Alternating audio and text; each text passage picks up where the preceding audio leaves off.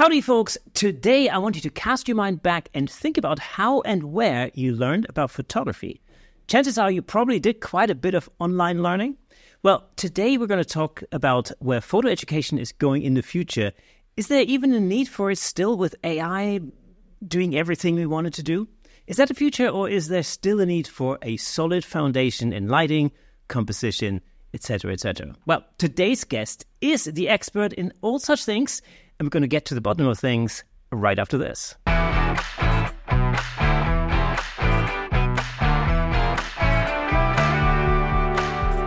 Welcome to Camera Shake, where we bring you the in-scoop on all things photography and videography, giving you a unique opportunity to stay ahead of the curve. As always, I'm your host, Kirsten Nuts, and before we get into it, I've got one thing to ask of you. I've noticed that over 65% of our viewers on YouTube and listeners in audio are not actually subscribed to this channel. 65%. That's 65 out of 100. I mean, come on, people.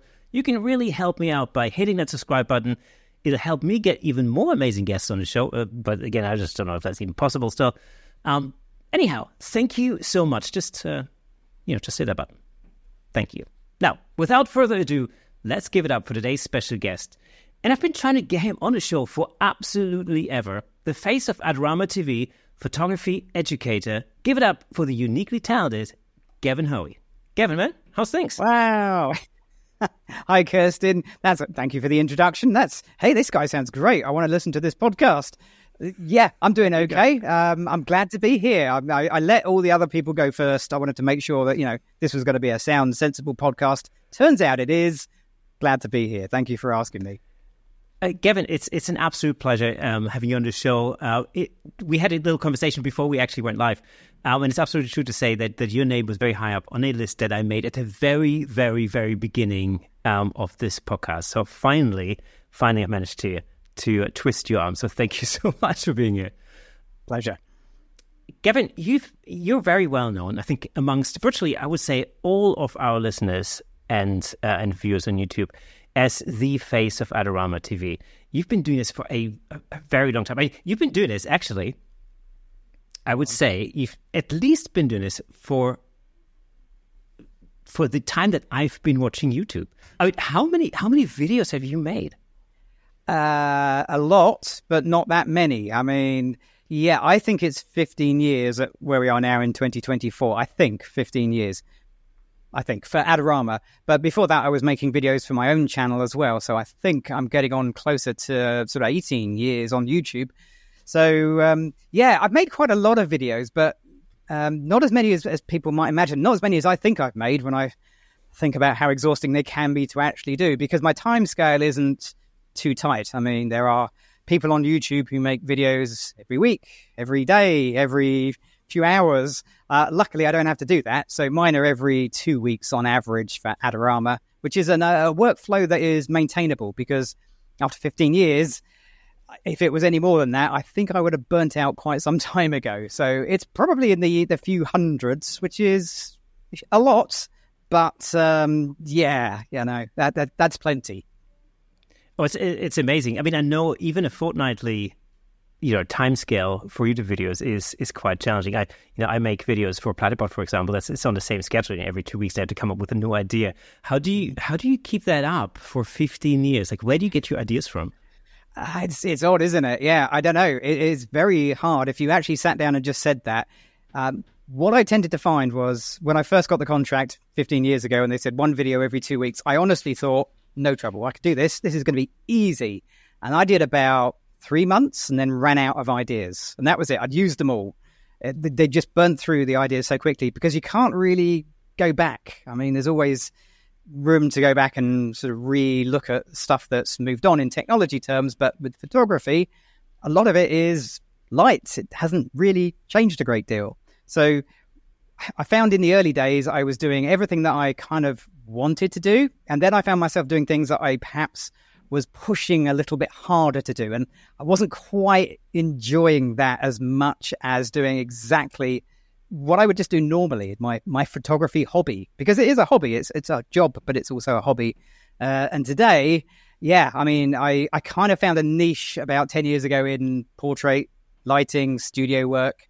And yeah, for me, that's almost an endless possibility, because change the subject, change the lighting, change the location, and you've got a whole new video.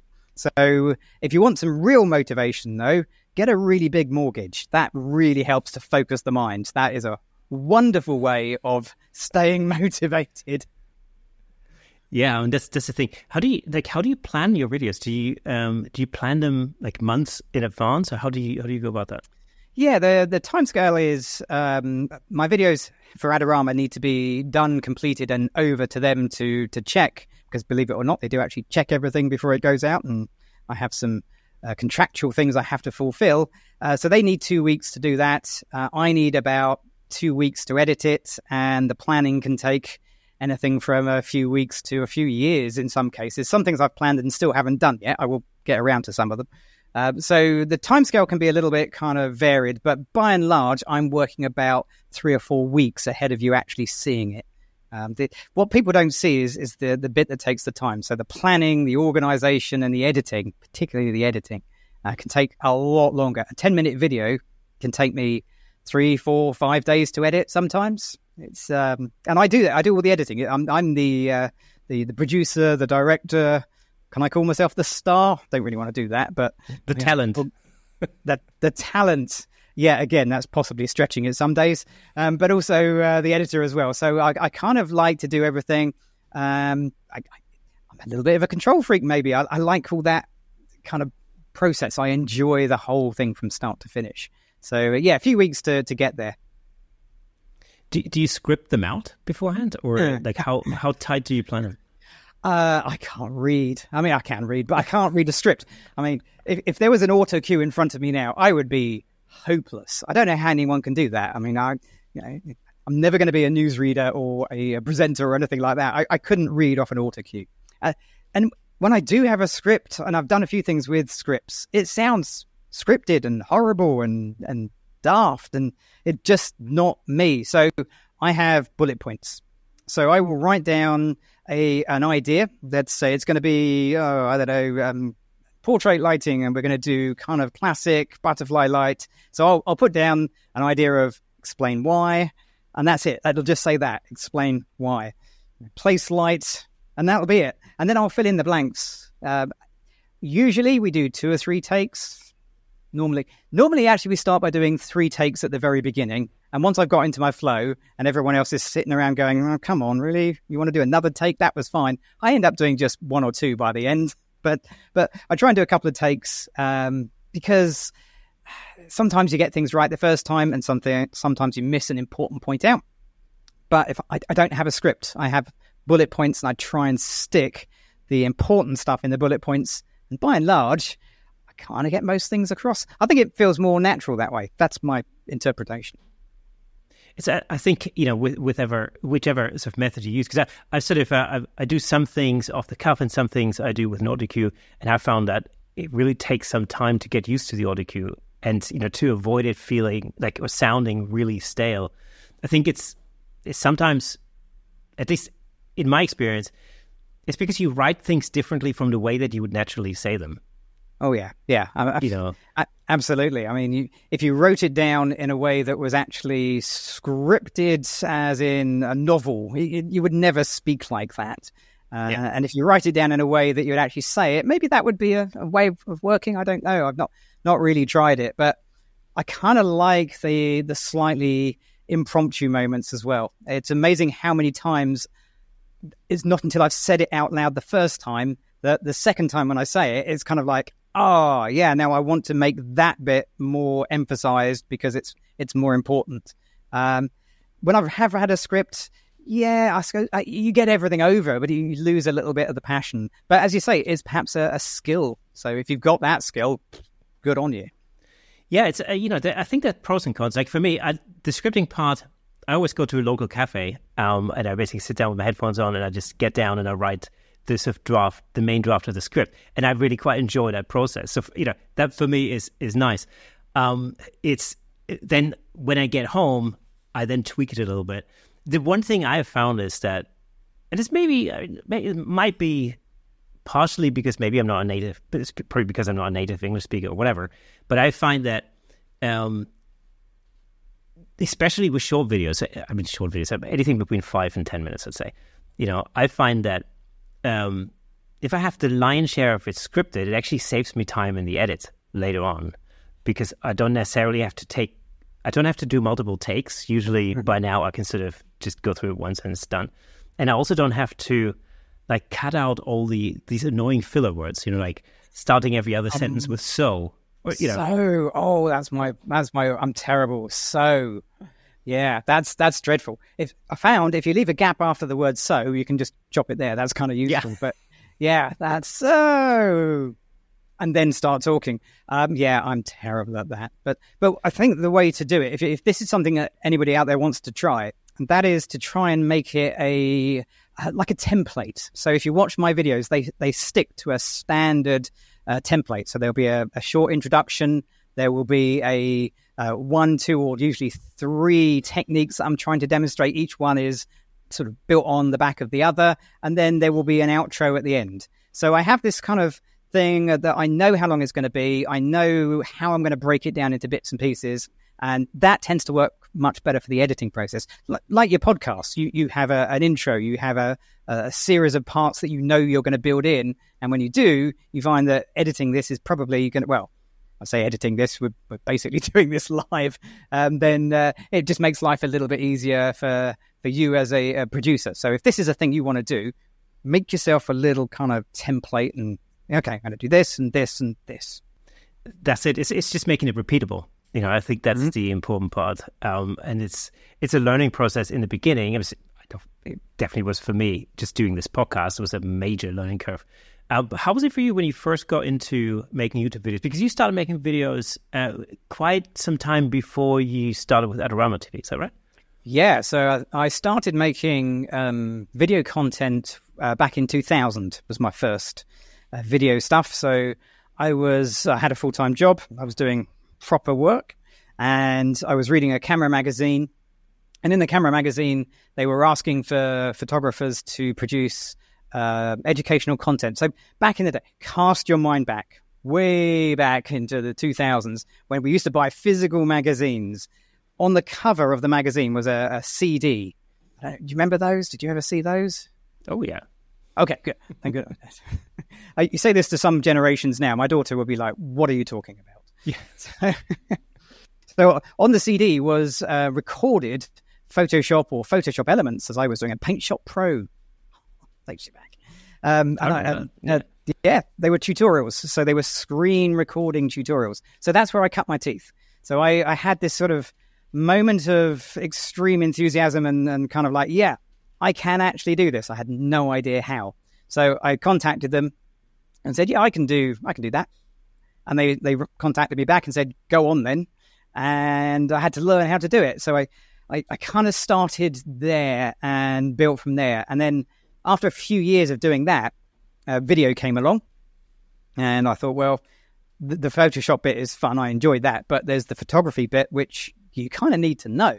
So I made them a photography video that went with one of the tutorials for the magazine.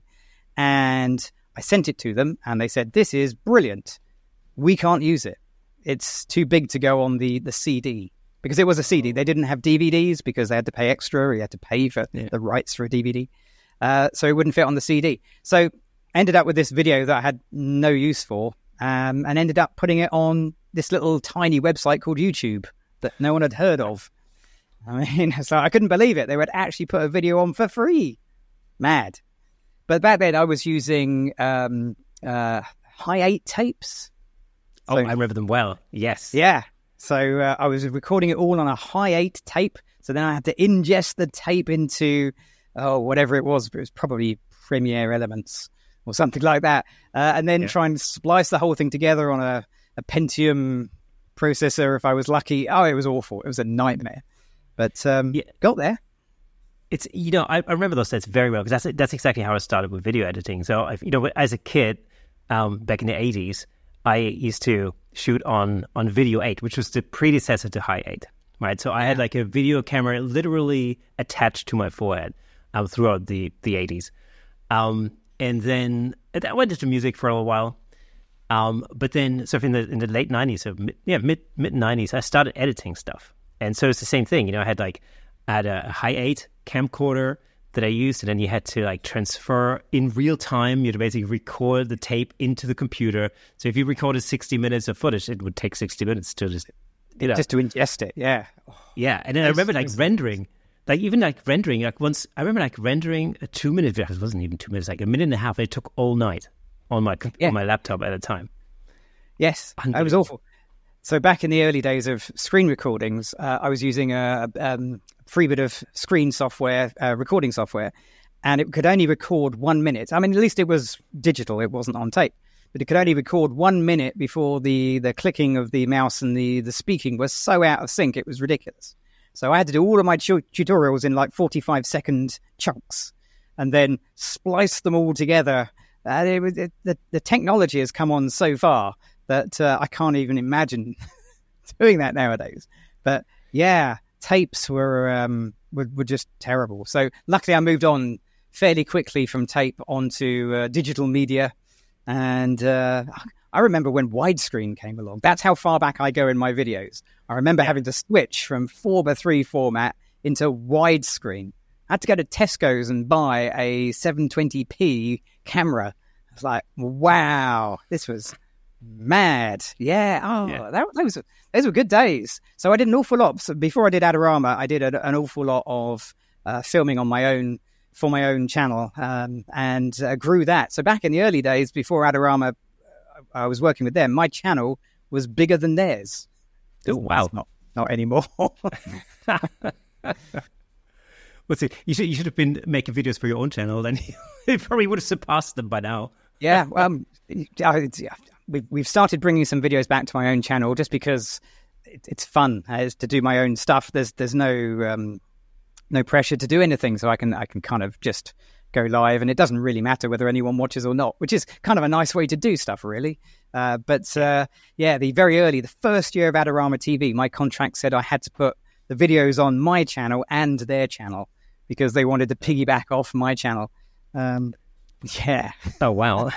Crazy days. How does it work? I mean, within Adorama TV, because a lot of the video creators that are on Adorama TV I've been lucky enough to have them on the show as well. You have, yeah. How does it? Do you guys get together and say like, oh well, I've got this idea, and then somebody else goes, oh, well, I've already done that, or how do you coordinate? We have an online kind of booking system calendar, but I'm not sure anybody actually checks it. So it has happened occasionally where 2 or 3 of us, I think it was once there were 3 of us did the same thing in 3 separate weeks. It was back to back. But the thing about photography and photography education is you can get the same technique from the same from 2 entirely different people and get a completely different educational experience. So it doesn't really matter if we both do beauty lighting on the same day. It will be completely different.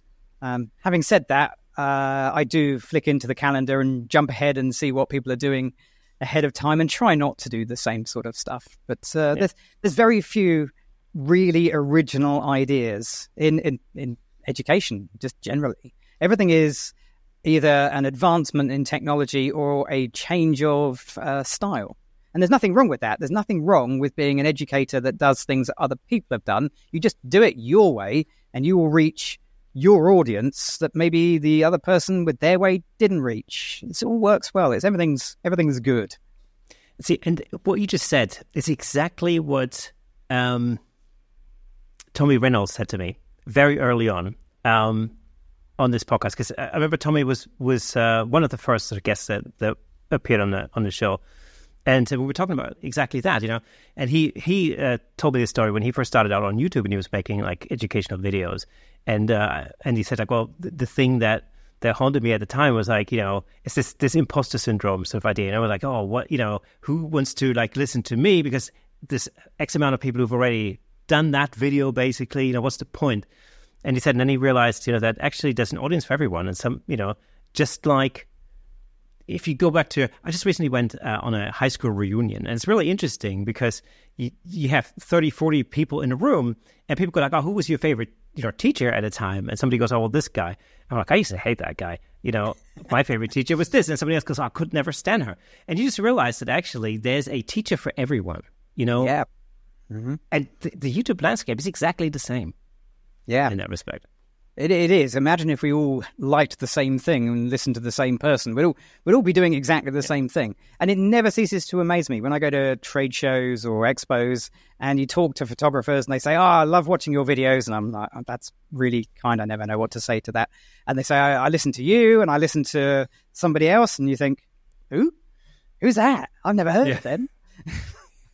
And that's terrific. That's wonderful. The day you've heard of absolutely everybody is a really sad day, because you need new people to come in and be educators and start YouTube channels and help people to teach what they know, because we all know different things. There's a big, broad pool of knowledge out there. So the more you can soak up, the better.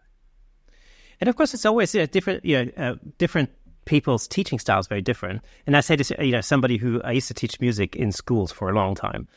So it has like an educational background in that respect. But the one thing I love about your education style really is you're super energetic, and that energy really just it just catches on. It's a spark that flies, and you immediately, you just can't stop watching the video. That's how I feel when I watch your videos, anyway, because you're so like super energetic. There's probably some people out there who go like, I can't deal with that. I need to have somebody really grounded and very serious who's talking about that particular subject.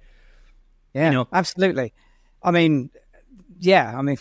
So we had a plumbing problem in the studio a few weeks back, and I watched a couple of plumbing videos on how to fix it. I wanted someone who was just going to tell me how to fix the problem. That's all I wanted. Okay, I didn't want someone who's going to say, "Hey, this is amazing." And there are plumbing videos. Trust me, there are plumbing videos out there from people who are super enthusiastic.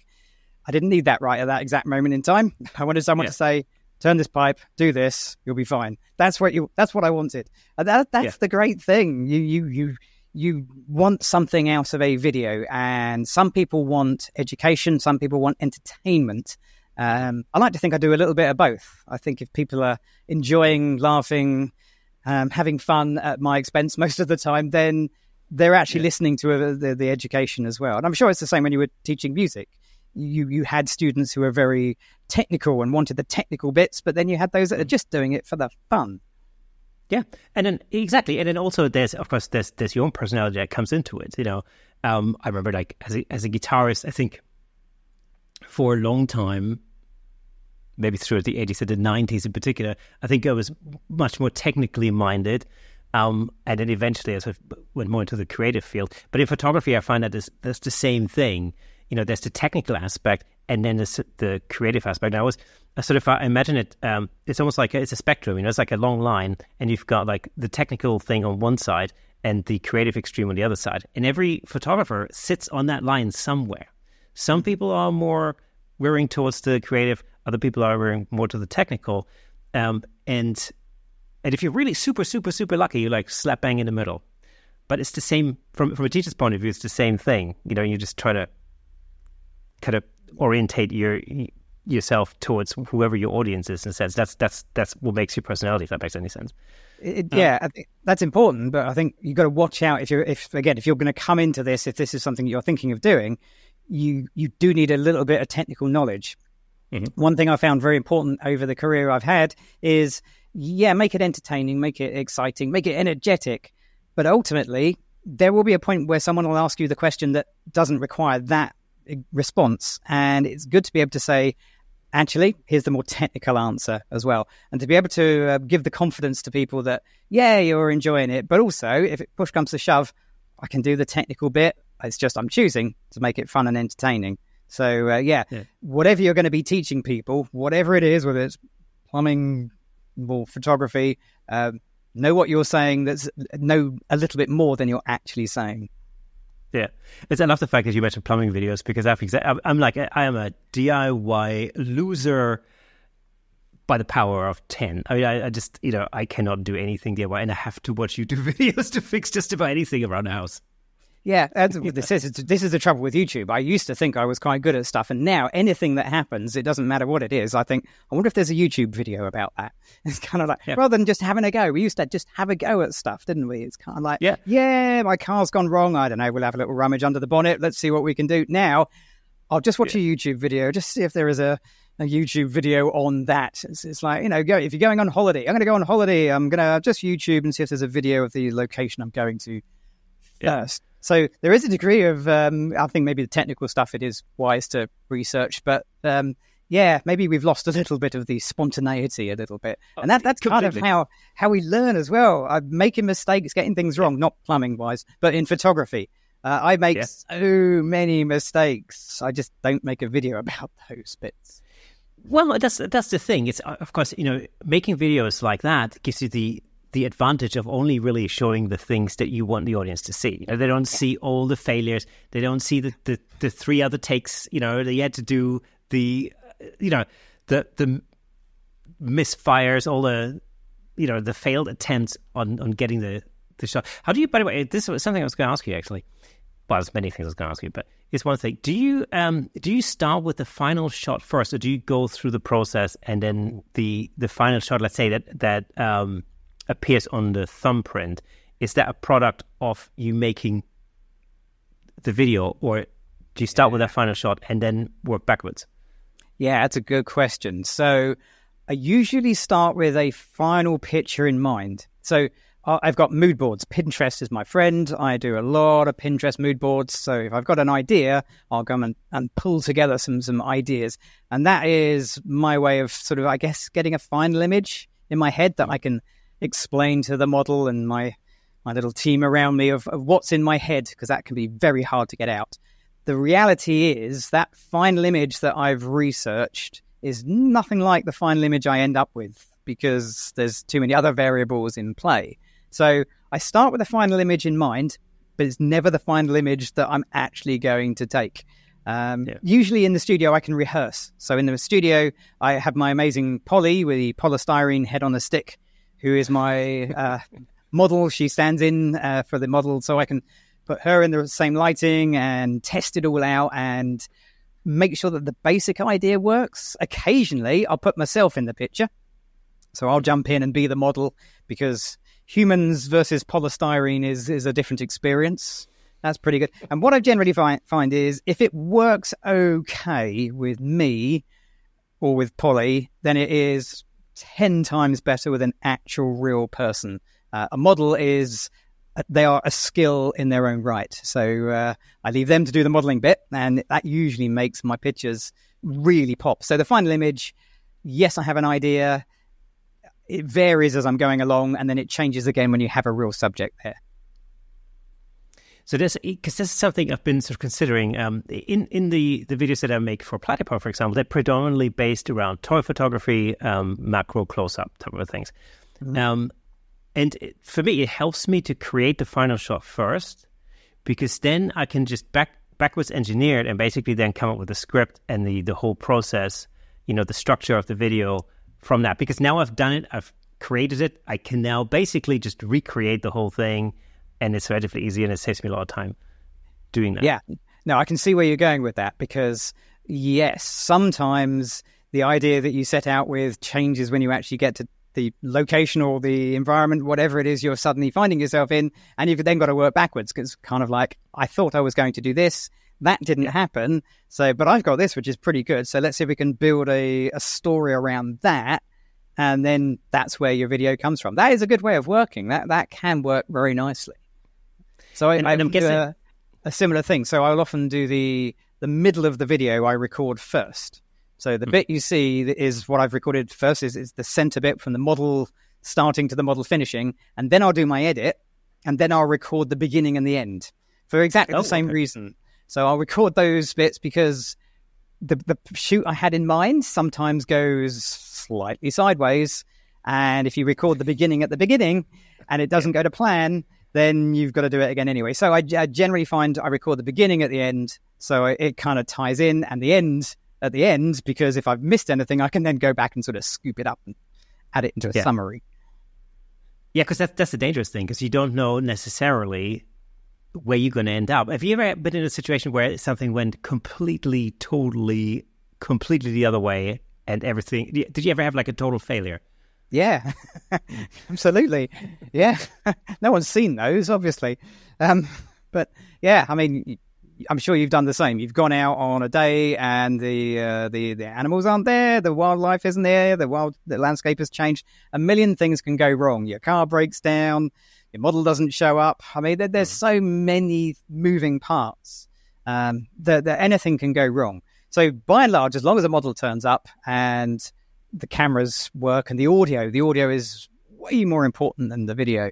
As long as those bits work, I can probably make something of it. But I have had things where I've had an idea and for one reason or another, it just looked awful at the end. It's just like, I hate this. This is terrible. I wouldn't watch this. Yeah, actually, I wouldn't watch any of my videos, but that's not I've seen them too many times. But yeah. It's awful. Do you find that? Can you watch your own video back? I can't watch my videos back. No, it's basically, by the time you're done editing, you've watched this thing hundreds of times, Yeah. And I sort of, the final time I actually watch it is basically just before I upload it to YouTube. I just do a final watch through. And then the minute I click the upload button, that I'm done with it. And I've got to move on to the next thing. Yeah, absolutely. That's, I think as a creator, that's kind of what you have to do. If you get hooked on what you've done in the past, you're not really moving forward. And the nature of the beast with this stuff is your previous videos are your old videos. There was a day when they would last and last and last. I mean, I've got one video where people still comment on 15 years ago. It's not even in widescreen. That's how old the video is. It's how to fold a reflector. So right. It's kind of like, it's one of those things that will never date, I guess. But everything else, it's kind of dust. It's disappeared into the digital afterlife, and you don't really see anything of them again. So, and besides, the fun bit isn't the past. The fun bit's the future. Yeah, absolutely. Do you sometimes do you find like when you're coming up with a new idea, and then you all of a sudden you realize, oh, wait a minute, actually I've made this video like 6 years ago or something. So many times. So many times. So Pinterest is my friend. And the number of times I've put in an idea, okay, we'll go try film noir. And you think, hang on, that picture I did that. That's my picture. Oh. So the number of times that's come up. Maybe that's just the algorithm showing you your own work again. I don't know. But there'll be often times where I've forgotten I've done something. Oh, I tell you, so talk about film noir. It's funny you mentioned that. Here's a little story. Absolutely true. So you made I don't know how long ago, but you made a video about film noir, and it was basically the classic, I think it was the classic private investigator shot, with the, Venetian blinds and the bottle, and exactly. I know. Right. Okay. Yeah. Yes, you remember this one. So I need an idea for a workshop that I was teaching, maybe, I don't know, 10 months ago, maybe, something like that. Last year, and I thought, oh, yeah, film noir is awesome. So, I type in film noir, up comes your video, I'm watching, I'm thinking, this is brilliant, awesome. Off I go to B&Q, I get myself a Venetian blind. All right, so I'm thinking, like, this is wicked. Okay, cool. This is a great thing to teach, right? It's amazing. This was for a local camera club, the Watford Camera Club. Anyway, so I was teaching this, it's like a little, it's like a little monthly workshop that I do for them. And so one of the participants of this workshop that took part, he created this image and he won first prize with that image, thanks to your idea. So that, Oh, hey, do I get a percentage cut of that? That would be... Yeah, exactly. So Steve, if you are watching this video, be advised that Steve, that idea wasn't mine. That was Gavin's originally, but there you go. And yet it was yours, you see. This is the weird thing. So I get a few people say, oh, do you mind if I copy your ideas? And it's like, well, no, that's exactly why I do them. Copy my ideas. They're exactly there. The only thing I get a little bit, I don't get frustrated, but I get a little bit sad about is when people copy exactly the idea, where it's almost like they've found a model that looks exactly like the model I've used. They want to know exactly which Venetian blind I was using. That kind of, honestly, I get those sorts of questions. And you think, take the idea and just twist it a little tiny bit. The pose is exactly the same. It's like, I don't really pose the models that way, so don't copy exactly what I've done. So I did a tutorial years ago, a long time ago, where it was a model holding a lantern. And we did a snowy scene in the studio. And I put a light to light the model. I had a light in the lantern.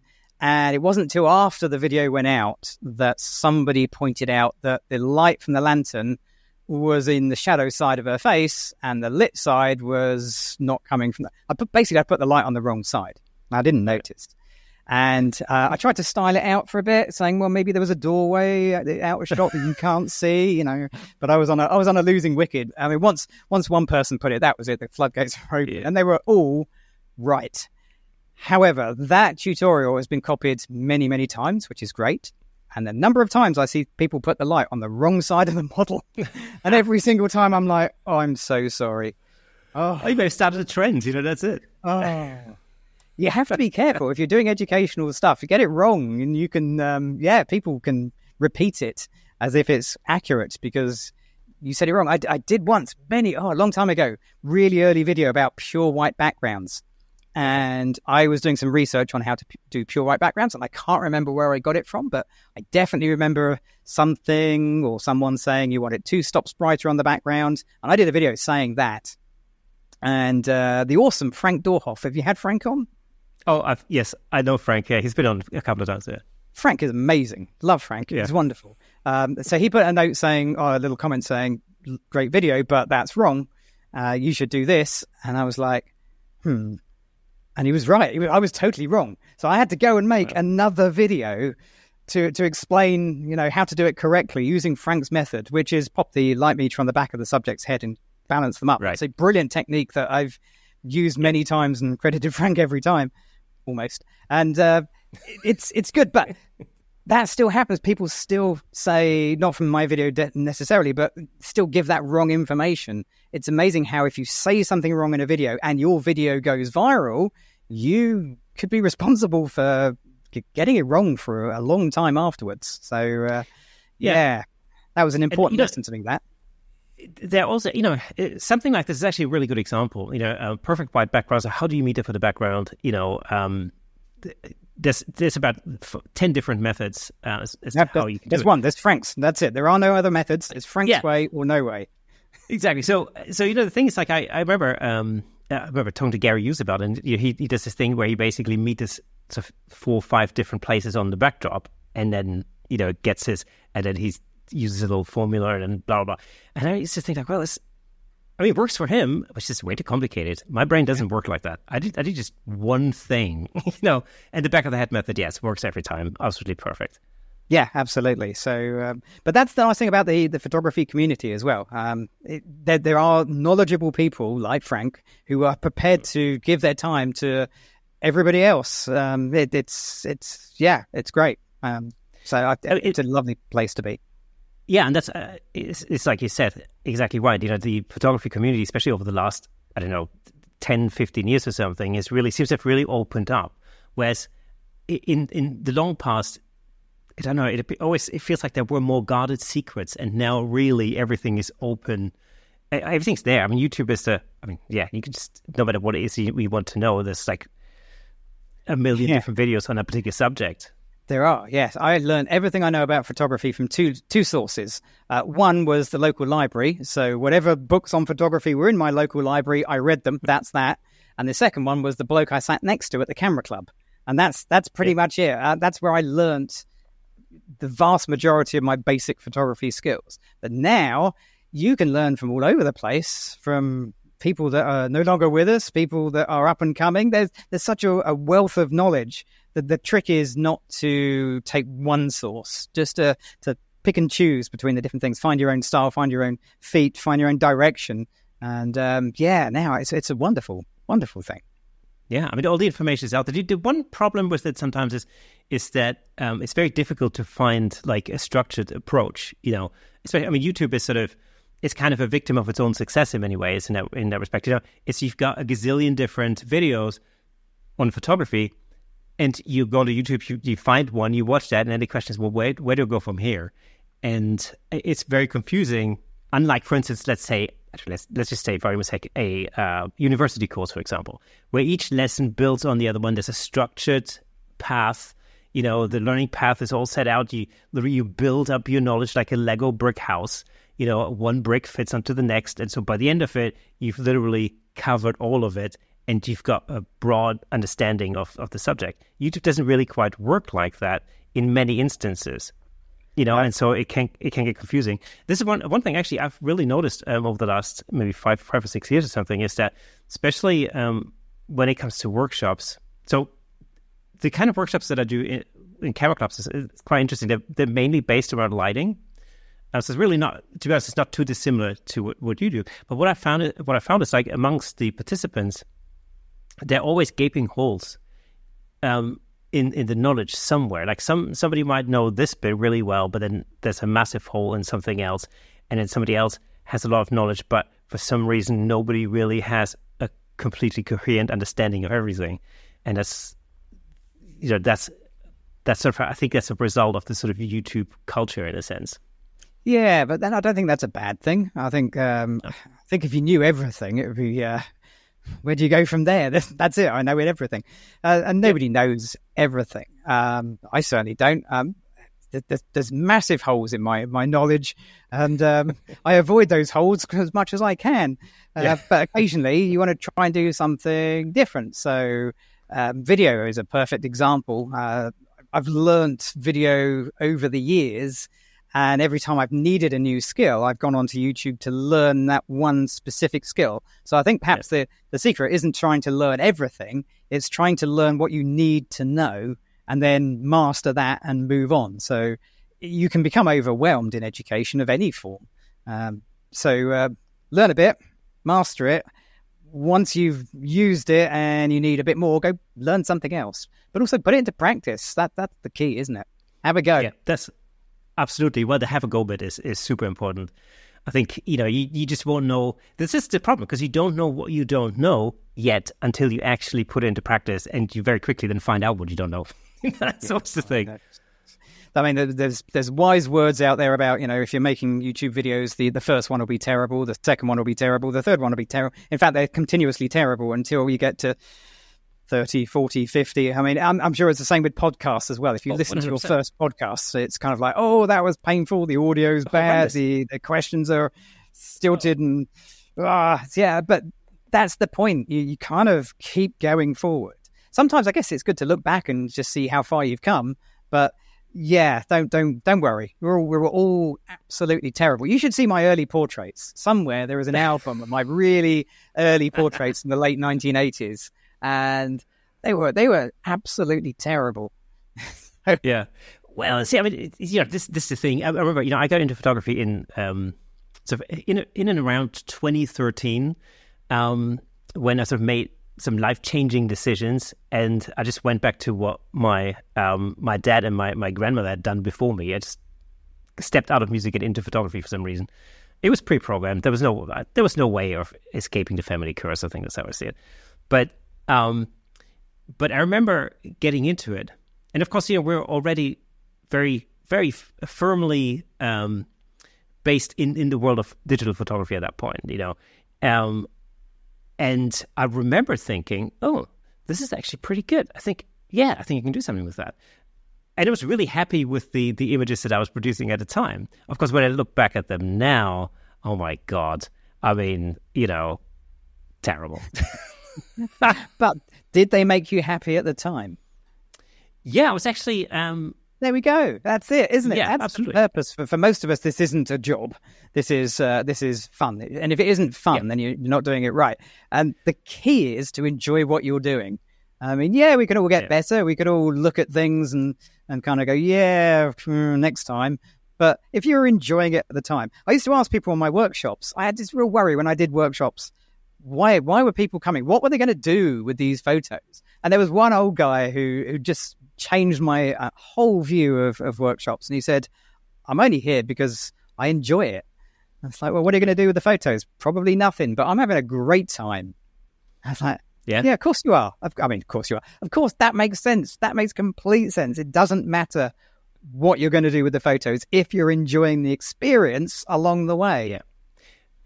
You're absolutely right. It's the experience, and I think that really does come across. When you're teaching, because I've seen you obviously on videos, but I've also seen you live at a photography show, for example. Or in fact, I think you did do a demonstration at my local camera club pre-pandemic. I think I've been to pretty much every UK camera club over the years. I bet. Yeah. So, and the thing that always struck me is your energy and your enthusiasm, for the subject, and like your genuine, almost like surprise over the outcome, which is like I was thinking, but he knows what he's doing. Why is he surprised? But it's just like, there's this almost like childlike enthusiasm for it, which is really infectious. Yeah, it is a surprise. It's kind of like, how this is magic. How are we doing this? It's kind of, you put a light up and then it's different to what you see, and it's freezing motion. It is so sharp. My eyesight is not great. I can't see, and then all of a sudden I can make out every detail of it. It's incredible. It is some kind of magic. And it's that kind of, it is childish fun. It is that kind of enthusiasm for things that perhaps we should take for granted. But the minute you do, then you lose a little bit of that fun. Never stop thinking, finding the fun stuff in it. It's important. And it's also, the thing I love about this is it's exactly the same as in music. And I've used this comparison many times on the podcast, of course, and all of you listening and watching, you know what I'm going to say in a second. Oh, it's first to me. Go on. So I'm a new audience. So the thing about music and actually any creative art is that there's a process, and so you start with thin air and you start with this idea, and then you put a process into place and you come up with something. The end result is actually a thing that now exists. It's a tangible thing, whether it's a photo, a video, a piece of music, whatever it may be. And you just go, I've just made that, like out of nothing. We've gone through a process, and over time we learn how to refine that process and so on. But we actually come up with a thing. And I think, just again, we were talking about the early days of our photography in a sense, and I think that was always the thing that really energized me at the time, was like just the thought that, oh, cool, I started with nothing, now I have a thing, a photograph. And that's the thing. And so no matter how far you go down the road of your career, whatever, if you can keep that spark going, then, you're always on a winner. Yeah, absolutely. Yeah. And sometimes you have to remind yourself as an educator as well that not everybody is where you are on the educational slope. That there are people starting at the bottom. And I love going right back down. I have to kind of make myself go back down and sort of restart my photography for my audience, because one thing I don't get now, because I don't do too many in-person events, but I used to love watching new photographers get an off-camera flash, take a picture, and just for the first time ever seeing a flash picture work, and just the sheer joy of seeing that picture come up is infectious. And then it's kind of like, you did that, you made that happen, you put the light up, you got the exposure. That would not have happened had you not done that. And look at the quality, look at the detail. Yeah, and that enthusiasm is infectious, and it's something that I like to sort of encourage when I was doing workshops. It's kind of like, yes, more of that. Yeah, brilliant, love it. The last time I had that real sense of achievement was I did October last year. I did a workshop with Dave Williams up in the Lofoten Islands. So when we were doing a number of different things, we were doing Northern Lights photography, portrait photography, on-location lighting, things like that. And we had a couple of Viking models with us for the whole time. In fact, David Bergman was on that. Was he? On that workshop? Yeah. Well, that was interesting. So I was teaching the lighting part, the on-location lighting. This is an absolute hoot. And he's sitting in the audience. And I'm thinking, oh, that's okay. Whenever I don't know something, I can just ask David Bergman. He's right there. Yeah, I don't think it works quite that way, but okay. No, but the thing was, it was, especially I remember going out for the first night and photographing the Northern Lights, something I've never done before. It's first of all, it's incredibly difficult. I was not prepared for how hard that would be. Just operating your camera in the absolute pitch black, out in the Arctic Norwegian landscape somewhere with zero light. I mean, just operating. Just how do you get focus? Like, how do you focus on anything? It's impossible. Yeah, it is. And then I remember coming back. The first night I remember uploading the images onto my computer, looking at them and realizing, so 80% of the images are completely out of focus, right? But then when you get the one where you get the Aurora Borealis, the Northern Lights, and it's perfectly sharp, and you just go, whoa. Yeah. That blows your mind. You just go, that is incredible. Well processed, but phenomenal. Yeah. Now, here's the thing. Of course, I started this episode with the premise that we were going to be talking about the future of photo education. Now, a lot of things have changed over the last year, really, over the last couple of years, with the emergence of AI. So now we've got AI tools available to us everywhere, not only in standalone platforms like Midjourney and so on, but now they're actually built into the tools that we've been using all along, like Lightroom, like Photoshop, for example. Mm-hmm. And they do a lot of the things, obviously they simplify the workflow, but they do a lot of the things that previously would have required a lot of skill. Like you can literally relight a portrait, which still blows my mind. Now, what's your feeling about this? And also, how important do you think our traditional kind of photography education is in that context of artificial intelligence? I mean, it's going to be a rapidly changing scene. So whatever we think now is going to be out of date in 6 months' time. That's for absolutely sure. The whole thing feels a lot like the days from moving from film to digital. So I did that experience, started as a film photographer, was a very early adopter of digital, and had massive backlash from the it was a camera club community at the time for doing so. And then ultimately they were all coming to me and asking for help. So I've been through that experience once. And one thing that taught me was you can't ignore the technology. Whether you like it or not, it's going to happen. So try and embrace it in your own way, I suspect is the ultimate way of doing it. It's not going away. It isn't going to disappear. You can't press a magic button and say, well, that's it. I don't want anything to do with it, because even if you don't use it, it's going to be out there impacting your world somehow.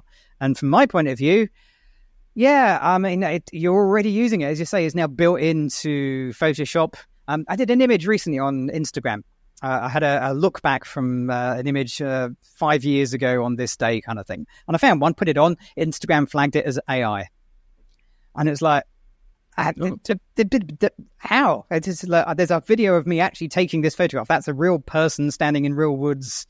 And I think what it was I had used the magic eraser tool to remove a few stray twigs and bits and pieces. Okay. So the tools that we use are classed as AI by AI, because I guess AI is reviewing the images, which is kind of weird. So there it is. You can't avoid it. And I'm not doing anything to that image that I wouldn't do using the clone stamp tool from 1998. It's the same end result, just the result is 100 times quicker and way better. So you can't ignore it. It's going to be increasingly there. And I started out, if you asked me this time last year, I'd have probably said, nah, don't want anything to do with it. And now I actually use AI in many ways, and all of them are to do what I would do normally, but just give me a little bit of a helping hand. So whether it's ChatGPT giving me some ideas for titles, that's terrific. I'll probably never use the title, but I can take bits of it and take inspiration for that and then go in my own direction. Or we've got a video coming out. I'm not sure when this podcast is going out, but we have a YouTube short coming out where I use the new features in Photoshop Beta, as it is at the moment, to generate a mood board, an AI mood board, and then add my own image to refine the mood boards that it generates into an image that actually looks like my style of photography. And then we took that into the studio and did our own take of the AI version. It was mad, but it was really good. So, the technology is there. It's up to you to find a method to use it that works within what you are comfortable doing, but don't ignore it, because if you do, you're going to get left behind. It's going to roll over you one way or another. So do you think, like, for instance, future photographers, let's just say when we know how fast this technology improves, I mean, it's exponential. It's unbelievable. So let's, if we forward 10 years into the future, I mean, there are apps there are apps out there that basically create a corporate headshot for you just from like a phone selfie you take. It completely relights your face and do everything that you would have otherwise had to do in the studio or, do you think this, or how do you think photo education will change? Do you think there's still going to be a need in like 10 years time, for instance, for people to really know how to light? Is that still going to be a thing or? Yeah, absolutely. There's still people making cyanotypes or bromoils or things like that. The techniques may become more niche, but they're not going to disappear. There will be people who still want to do everything themselves, and there will be people who want to do everything at the click of a button, and there will be people in the middle, and that's absolutely fine. There's nothing wrong with that. It's just how the world is at that moment in time. That's how it goes in 10 years' time. That's how it goes. But you have to find your comfort zone and stick with what you know. I mean, I hated the darkroom. I really couldn't wait to give up the darkroom. It was absolutely the worst place, but I had to be there because that was the only option back in the day. And the minute I got Paint Shop Pro, I was like, well, that's it. Don't sell my darkroom stuff. That went immediately. Let's buy a computer. Let's do Paint Shop Pro. As it turned out, that was a stroke of genius. Worked out very, very well. Maybe embracing AI and becoming an AI expert would be a good idea for photographers that want to make a niche for themselves. I suspect it'll be less than 10 years down the line. Most likely, yeah. You're right. Yeah, I mean, I looked at the beta version, and it can create images of people that are so realistic. I could not tell you the mood board images I was creating weren't real. And some of them were just like, that's amazing. If I'd taken that photo, I'd be thrilled. But I didn't take it. I didn't have any input into it. It's a nice picture, and I didn't get the enjoyment. It didn't fill me with that kind of, wow, look, I did that. I put that light there. I actually took that photo. I talked to that real person. We can talk about it. We can share it. We have memories. I didn't get that from pressing a button. I just got a great looking image, but without any of the emotional part. And I think that's super important. Like, I get this question all the time, especially in relation to headshots in particular. It's like, oh, what's the point in like paying a headshot photographer if you could just use an app, for £1.99 a year or whatever, and you just you upload a selfie of yourself and it comes out with a perfect corporate headshot. The thing is, like, well, as long as, first of all, as long as you can, there's a number of things. One, if you can't tell the app that you're shooting a divorce lawyer as opposed to a nurse, for example, then the whole storytelling part of that image goes down the drain because all you just get is a generic headshot. But really what you want to do is create more of a backstory to that image. You want to communicate something in that image, like who that person is, and that's why you would light them differently and you would shoot them differently. That's what you do as a headshot photographer. But the other thing is that there's a process to it. And just like people still buy handmade shoes as opposed to shoes that were made in a factory in China, let's say, and they're like, they cost a fraction of the price, there's still an audience that really just like the process. Yeah, absolutely. You got to shift your business model. Is the key, isn't it? So if you're a headshot photographer that's just doing basic portraits of passport type photos, your photo booths were your competition, and now your AI is going to be your competition. You probably need to rethink your business model. If you're an educator making educational stuff, then there's going to be AI education out there. It's going to be a thing. It's already there. If you, at the moment, mostly text based. But I'm sure there'll be a virtual Kirsten and a virtual Gavin one day, and we can sit back and do absolutely nothing. But that won't be the same. It won't quite have that human element. Maybe we'll go back to being actually in-person events. Maybe that'll be the key. You can have a big audience in it. You can have a theater full of people, and maybe that'll be the experience that will be the new normal. Who knows? I mean, it's exciting times and also scary times. Yeah. And of course, I said this from my own experience because I have, like I mentioned earlier, I have witnessed you teach live. I can only highly recommend if I I don't know, anybody happens to be at next year's photography show, for example, which I'm presuming you're going to be at. Oh, yes.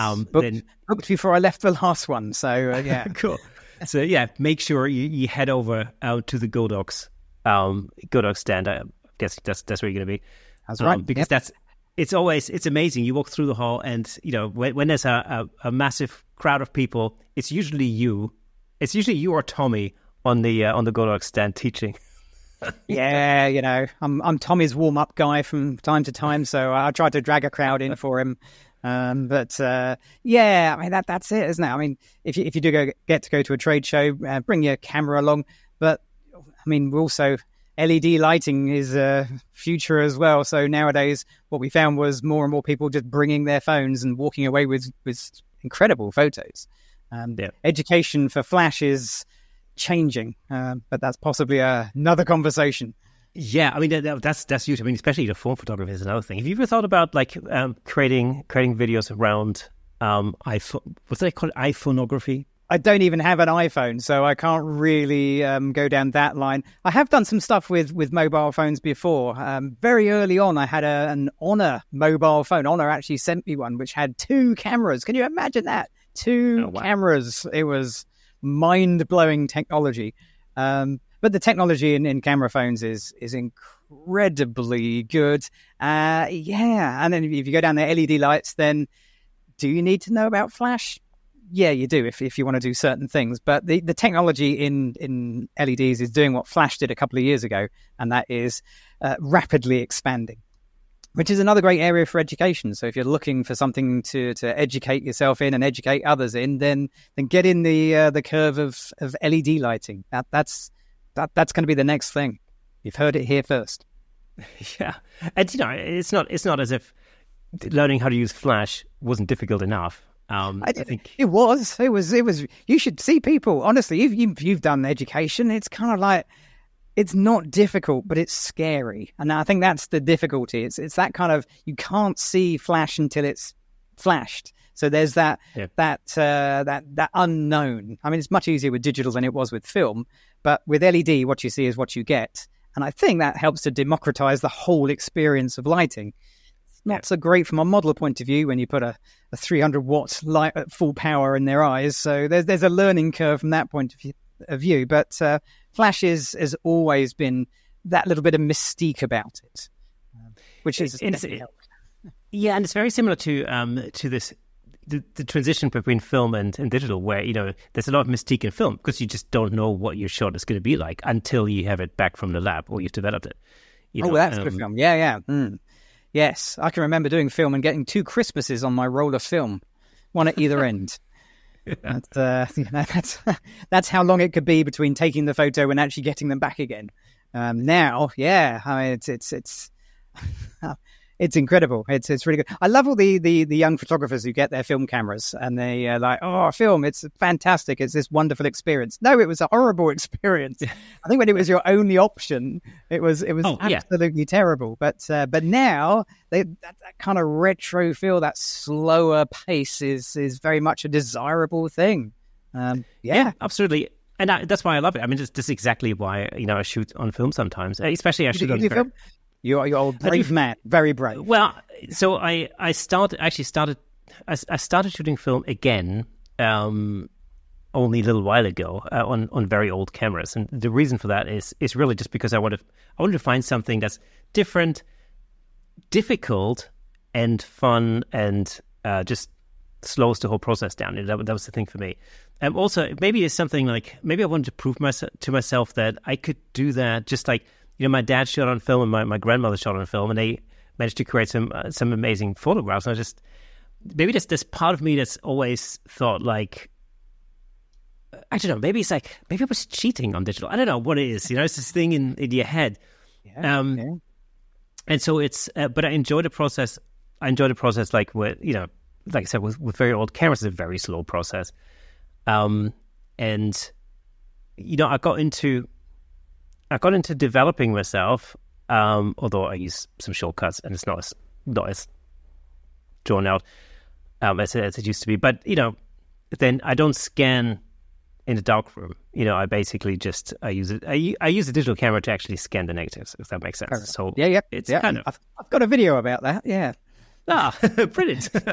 I didn't know that, but I will check it out. It's from 12 years ago, but I don't suppose the technology has changed that much. But no, yeah. And there's nothing wrong with that. But the thing is, your prints will outlive your digital files. That's the weird thing, isn't it? I've got prints from family. I'm sure we've all got family prints that have been handed down through the generation. No one's going to go into my Dropbox and pass that on to the next generation. Yeah. That's that, isn't it? That's it. That's exactly what I thought. Not too long ago, my mom was like getting rid of lots of stuff from the attic in the basement or whatever. And there were boxes of really old photographs, probably from around the turn of the 20th century, so early 1900s, whatever. And she just got rid of all these prints. I'm thinking like, wow, that's, again, it's just like you said, nobody's going to look at images on a hard drive in 100 years' time and think, how different life was back then, so it's weird. Yeah, it is. But hey, maybe that's the future. Maybe AI will come in and be able to take one image and extrapolate other scenes from it. Who knows where the future might go with that? So maybe it can do things now that will help us bring the past back to life. That'd be nice. It's already done. I saw a thing that I thought was absolutely fascinating. There was a thing where it was a bit of film of actually, moving cinematic film that was shot in, I think it was it San Francisco, New York? I can't remember. Basically, again, so for around the turn of the 20th century, so around 1900, 1904, something like that. It was shot in black and white. It was basically, probably 8 frames per second, something like that, really jerky. And it was just a camera mounted on the back of a cable car or something. It was like a street car, and it was driving through the streets of, I think it was New York City, and you could just see life going on, people doing their thing, like horses and carriages and like, people by the side crossing the road, whatever. Just normal everyday life. And the original film looks like the way you would imagine that. Jerky, black and white, pretty, not very sharp. You can't really see very many things. There's no detail in it, blah, blah, blah. But then somebody took this and basically completely AI'd the living daylights out of it. And everything was corrected. The color was amazing. It was sharp as heck. The frame rates have been adjusted. Additional frames have been created, to bring it up to 24 frames per second. And you watch it back. The most bizarre thing happens.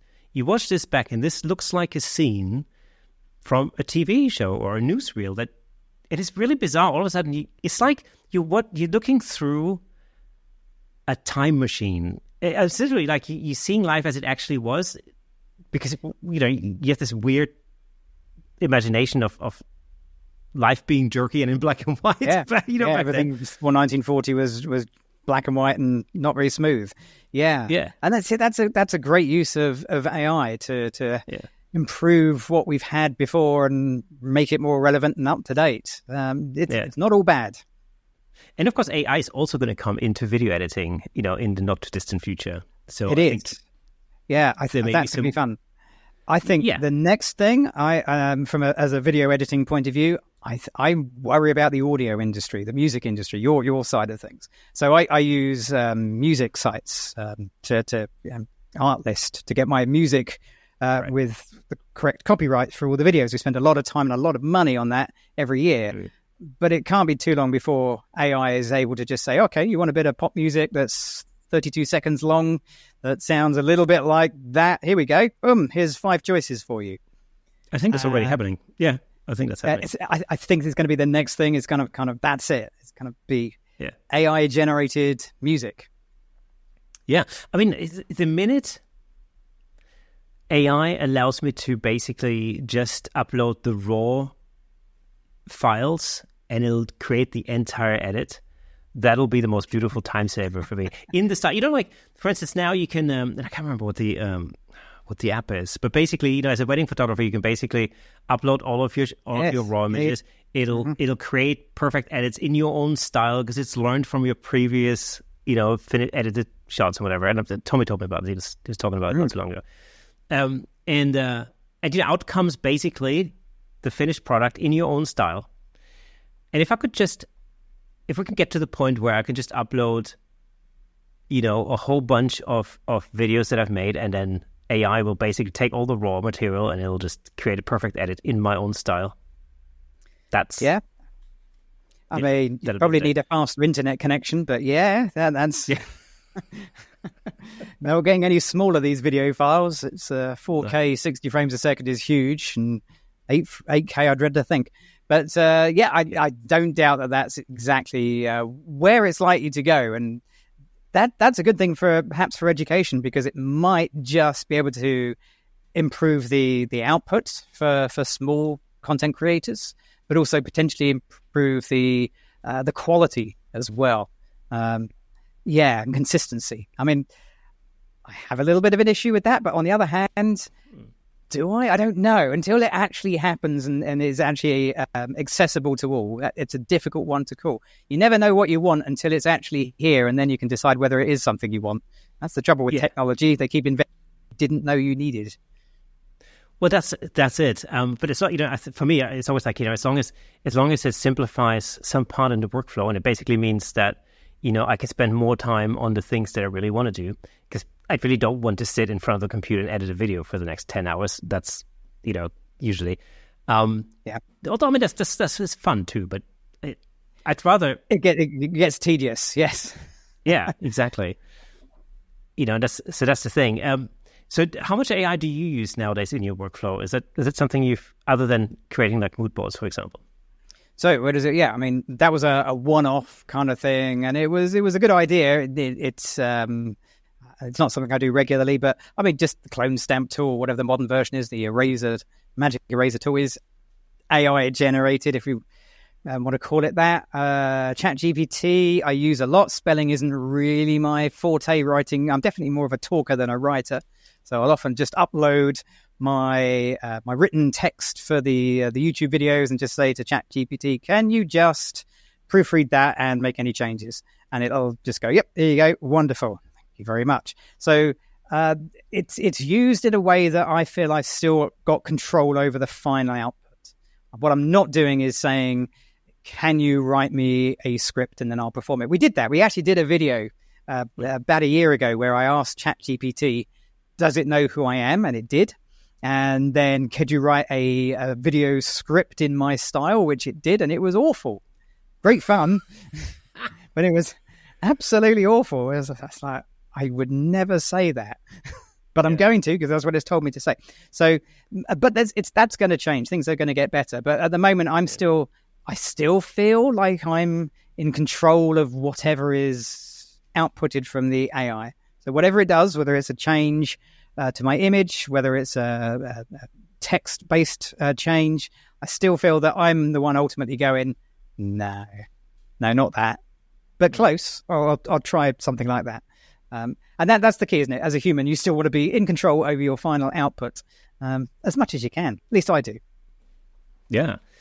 Let's talk about live streaming a little bit. That's something I've noticed you started doing a lot more over the last couple of years. How does your workflow differ when it comes to live streaming as opposed to like creating a whole video? Yeah, so that came about, lockdown, like everybody else, like you with the podcast.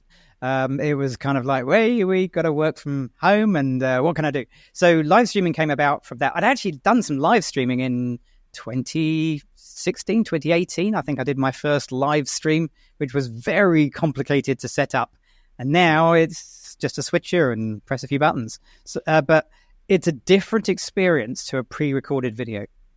So with a pre-recorded video, everything is polished, everything is planned. If I make a mistake, I can go back and change it, take it out, edit it, remove it, improve it, whatever.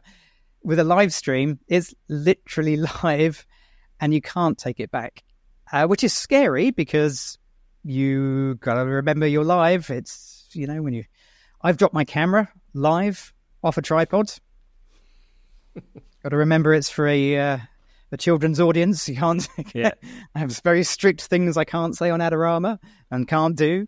So there's that. So everything can go wrong, and I like that spontaneity. So that's something I think if you're watching videos, there are times when I want a 2-minute video that tells me this, to do this, do that, and that's it. And that's all I want. And it's like, it's 3 minutes or 2 minutes. I'll watch the 2-minute version of the video because life is short. And there are times where I want to watch a live stream that goes on for hours. Maybe I'm editing images in the background, or maybe I'm doing something else. Podcasts, a perfect example. It's going to be an hour-long podcast. Who's going to listen to an entire hour? Lots of people, as it turns out. Loads of people.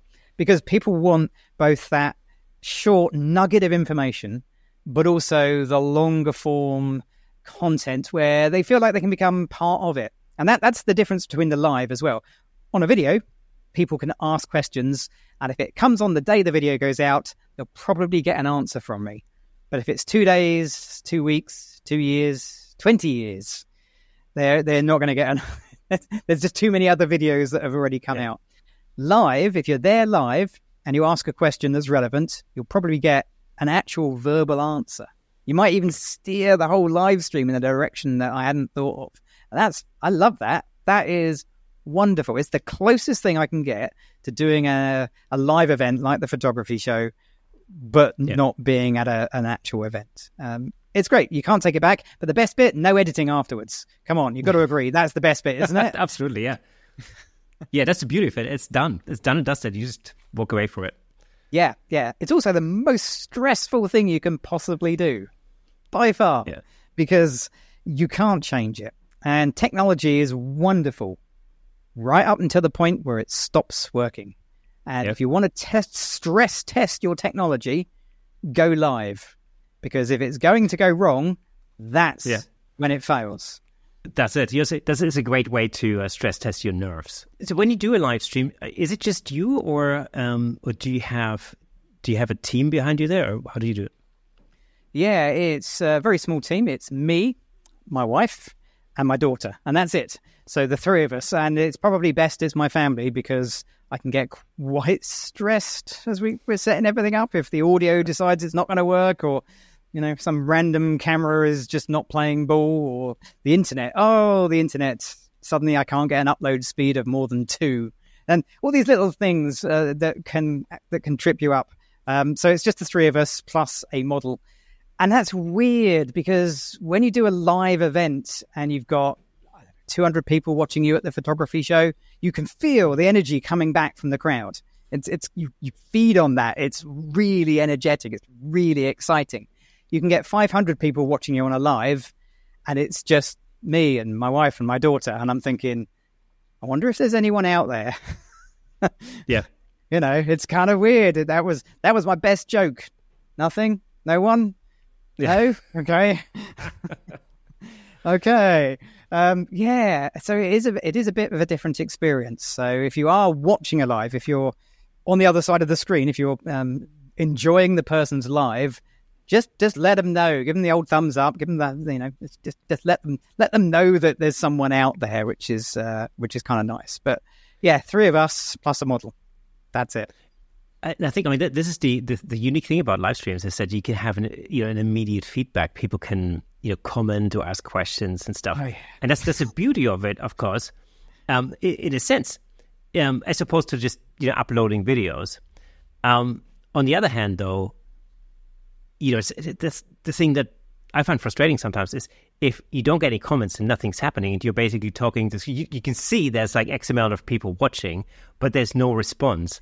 Then there's this sort of this feeling that comes up. And you go like, what? Okay, so what's happening? Here you go. So there are ways I found over the years to try and avoid those sorts of things happening. So I do worry about that. I watch other live streams and you can see, there's a few hundred people watching, but the chat is very, very quiet. And the way it works on YouTube is the chat when you're live is absolutely important because that's how YouTube works out how interactive your video is, whether it's going to show it to more people. And you'll find that your audience builds over about 30 minutes and peaks at about 30 minutes. So your first 30 minutes are absolutely critical to get the chat up and running. So ask some questions. Ask your audience some questions. So the worst kind of live streams are those where they're live, but they're not interacting with the actual audience. They might as well just record it and put it up as a premiere. interact with your audience, ask them some questions. So I always build some questions in, and I try and keep the questions really simple.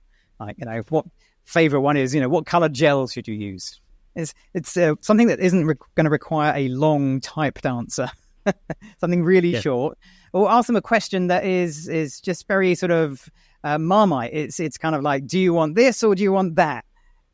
Boom, that's it. And that will really get the audience going. And right at the beginning, ask them where they are. Where are you? Just get the chat up and running. So there are little things you can do just to try and stimulate the engagement with your audience. And interact with them, answer their questions, use their names. People love that. It's always good. That's actually a great tip. I might use that next time we do a live stream. Thank you very much. But it makes perfect sense. It makes perfect sense, especially the asking people where they are at the time. That will immediately generate a whole lot of feedback. Because you want to get in on it. Where are you? What time is it where you are? That's a great one. So we get people watching. So although I'm in the UK, my audience, the majority is in the US. We go live on Adorama at 7:00 in the evening UK time, which is 2 p.m. on the Eastern Coast. And I think it's about 10 a.m. on the Western Coast. But we get people watching from Australia where it can be sort of 3 in the morning and stuff like that. It's mad. People will stay up. Maybe they're night working. Maybe they're insomniacs. Maybe they're just absolutely crazy and like staying up late to watch people do photography. Yeah. I don't know. But it's terrific. So it's a good idea. Ask them where they are. What time is it? What's the weather like? If we're having a heat wave, how about you? That kind of thing. Just general chit chat. Just start from there. Build your audience up. And that actually is a good way to build your audience in, because people will come back if you start to build an actual audience. They'll return for your next live stream. How often do you do live streams now that we're not necessarily in a pandemic sort of time? Increasingly so. So a lot of people did live in various formats, like people started podcasts, and then real life kicked back in again and we all moved on, except I didn't, nor did you. Yeah. And it's kind of like, so I have one live stream a month for Adorama. It's every 4 weeks, but it can shift around a little bit depending on the calendar. So roughly once every 4 weeks. My own channel, I go live every other week. Sometimes a bit more, sometimes a bit less. Was the joy of my own channel. I don't go live if you really don't feel like it. Don't do it. Yeah. It's you've got to be in the zone.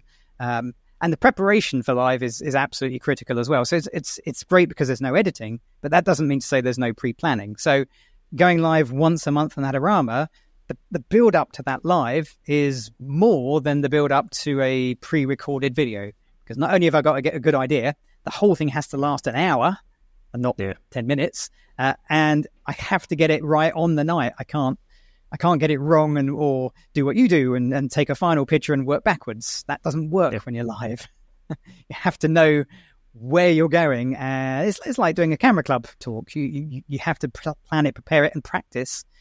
And then it's done. And then that's it. And on to the next one. So once every 4 weeks is a nice feel for my lives on Adorama. And I get to mix it up with Daniel Norton. So we have a nice sort of back and forth. He does alternate sessions to me. Well, Daniel, again, Daniel's been on the show several times. He has, yeah. Do you practice your live streams beforehand? Do you have like a rehearsal run almost? Or? Yeah, so we get the model in about 3 hours before we go live. So the final hour before we go live is me checking all the technical stuff and checking cameras are working and audio is working and the internet is working. So it gives us a 2-hour window for me to run through, because you've got to remember, I'm the photographer. I'm the what did you call me? No, it wasn't a presenter. It was something at the beginning. It was a good note. Whatever you said, wind the video back. If you're watching this, wind the video back to earlier on and you'll get that. But the model is also there. That's their job. They're representing themselves as well. So you've got a little bit of a need to make yourself look good. And that's what we're there for. But more importantly, don't make the model look bad. That's their job. If you have a bad live stream and it looks bad, or you say something to the model that's bad, that's going to affect their business as much as yours. So, there's a little bit of a responsibility for that. So I like to run through the session with the model. So when we do it live, They know what's coming next. That's really important, that you don't surprise them. A little bit of a surprise is okay, but I'm not going to suddenly say, okay, can you go and find some other clothes? That's not going to happen. It's going to be, if we're going to have a change of clothes, it's going to happen between this point and that point, and I'll give you plenty of time. Off you go. That's fine, and I will fill in the middle. But so yeah, not too many surprises is the key. Practice makes perfect. So you're doing increased live streams. Obviously, you're putting out, or you're creating videos for Adorama every other week. What's the future like for you? What's the plan for the next year or two? So yeah, the future is great at the moment. I have a contract with Adorama, which they pick up every year and have picked up again for this coming year. So that's good news. You're only as good as your previous round of videos, so I can't guarantee that's going to happen next year. That's always the downside of being a self-employed anything, isn't it, really? So as far as I know, the future is good. The photography community is pretty solid. I think we're in a good place. So that's kind of nice. But I'm not standing still. The minute you stand still, everything else moves past you. So I'm always trying to think about where we're going to go next. So we have little strategy meetings with my little team, my wife, my daughter, and myself. And we'll talk about where we think we're going to go in the future, sort of medium term, longer term, how we might get there, how we can improve what we're doing already to try and stay relevant, because my output continuously changes. So if you're an educator, if you're going to do some education, I mean, when I was a student, all the teachers had their little polythene sheets of stuff they'd put on the overhead projector, and they'd just get them out every year and stick them on, and that would be it. You can't do that nowadays. You've got to keep thinking about the technology is moving. Where am I going to go? I've got lucky a few times and guessed what's coming along in the past, which has probably helped me to get where I am today. I don't know where it's going to go tomorrow, but increasingly so, if you're a photographer, it's got to be hybrid. Some form of video is definitely the way to go. The days of pure photography, if there's somebody still making a living at that, well done. But I think for most people, some element of video is kind of going to creep in. And that's kind of where we're moving our business. So I stopped calling myself a photographer several years ago and started to call myself a content creator.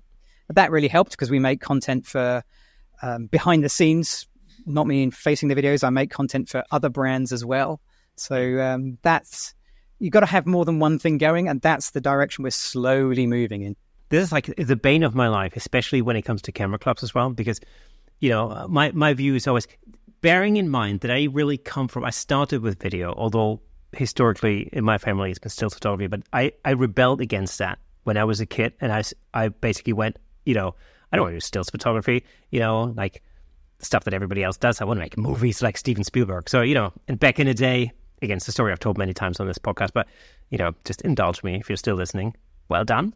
You know, I basically, you know, it was at the time when personal video cameras became affordable, and all of a sudden everybody could have a video camera, you know, with whether it was VHS or VHC or High 8 or Video 8 or whatever it was at the time, the format of the day. But you could all of a sudden make your own little movies at home.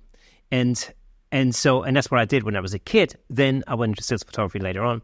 But the thing, anyway, in a nutshell, what strikes me every time I'm sort of at my local camera club, or, you know, I meet with people from other camera clubs or whatever, is that you look at an audience of people who all have cameras in their hands that are much more powerful video cameras than the thing that I used in the 80s to make my little home movies, right?